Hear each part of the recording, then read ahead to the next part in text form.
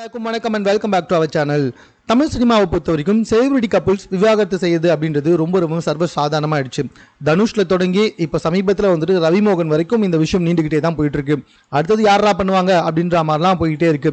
அந்த வகையில் அன்சிகா அவர்கள் தற்போது வந்துட்டு விவாகரத்து கேட்டு நீதிமன்றத்தை நாடி இருக்காரு அப்படின்ற செய்தி தற்போது சமூக வலைதளத்தை அதிர்ச்சியை ஏற்படுத்தியிருக்கு. அன்சிகா அவங்களுடைய கணவரை வந்துட்டு கிட்டத்தட்ட 6 வருடம் காதலித்து தான் திருமணம் செஞ்சுக்கிட்டாங்க. சோஹல் காதுரியா அப்படின்றது அவங்க கணவருடைய பெயர். அதை விட ரொம்ப முக்கியமான ஒரு விஷயம் சொல்லட்டுமா, தன்னுடைய நெருங்கிய தோழியின் கணவர் தான் இந்த சோஹல் காதுரியா அப்படின்றவர். இது எல்லாத்துக்குமே காரணம், அதாவது முதல்ல ஒரு தொடக்க புள்ளி இருக்கும்ல, அது என்ன அப்படின்னு சொல்லி பார்த்தீங்கன்னா, தன்னுடைய கணவர் விவாகரத்து பெறுவதற்கே அன்சிகா தான் காரணம் அப்படின்னு சொல்லப்பட்டு வந்துட்டு இருக்கு. அன்சிகாவுக்கும் அவருக்கும் வந்துட்டு நெருங்கிய பழக்கம் இருந்ததுனால தான் அவங்க நெருங்கிய தோழி வந்து விவாகரத்து செஞ்சுட்டு போனாங்களாம். ஆஃப்டர் தட் இவங்க 2 பேருமே கல்யாணம் செஞ்சுக்கிட்டாங்க. இவங்களுக்கு கல்யாணம் நடந்து கிட்டத்தட்ட ஒரு 3 வருஷம் இருக்கும்ல. ஆனால் பாருங்களேன், கிட்டத்தட்ட ஒரே ஒரு வருஷம் மட்டும்தான் இவங்க ஒன்றா சேர்ந்து வாழ்ந்துருக்காங்களாம்.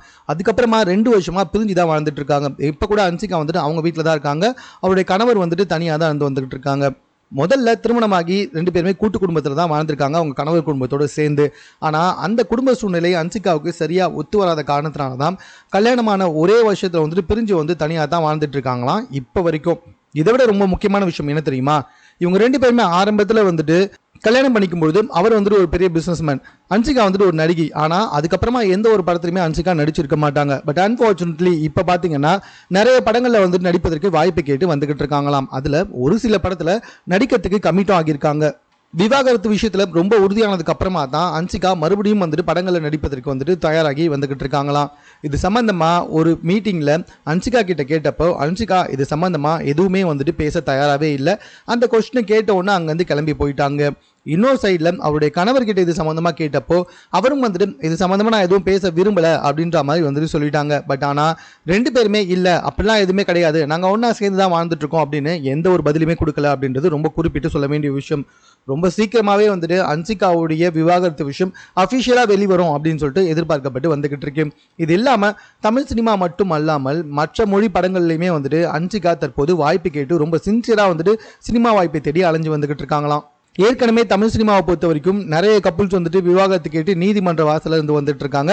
அந்த விவாகரத்து கேஸே பெண்டிங்ல போயிட்டு இருக்கு. இப்போ அன்சிகாவும் வந்துட்டு ஆரம்பிச்சிருக்காங்க. இதை விட ரொம்ப இம்பார்ட்டன்ட் மேட்டர் என்ன தெரியுமா, இது நம்ம சைடில் கிடையாது, தெலுங்கு சினிமா பக்கம் வந்துட்டு நயன்தாராவும் விக்னேஷ் சிவனுமே வந்துட்டு திருமணம் செஞ்சுக்கிட்டாங்க.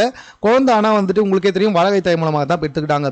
அவங்க 2 பேருமே வந்துட்டு தற்போது விவாகரத்து செய்ய போகிறாங்க அப்படின்ற செய்தி ரொம்ப பரவலாக பகிரப்பட்டு வந்துகிட்டு இருக்கு. இது குறித்து அவங்க 2 பேருமே ரொம்ப காமெடியாக வந்துட்டு ஒரு ஃபோட்டோ ஷூட்ஸ்லாம் கூட எடுத்து வெளியிட்டாங்க.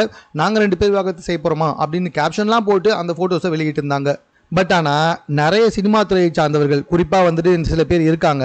ஸோ இந்த 3 பேர் 2 பேர் ஒருத்தர் அப்படி இப்படின்ட்டு அவங்களாம் என்ன சொல்லி வந்துகிட்டு இருக்காங்கன்னா, எப்போ வேணாலும் விக்னேஷ் சிவனை நயன்தாரா வந்துட்டு கழட்டி விடுவாங்க அப்படின்ற செய்தி வைரலாக பகிரப்பட்டு வந்துகிட்டு இருக்குங்க.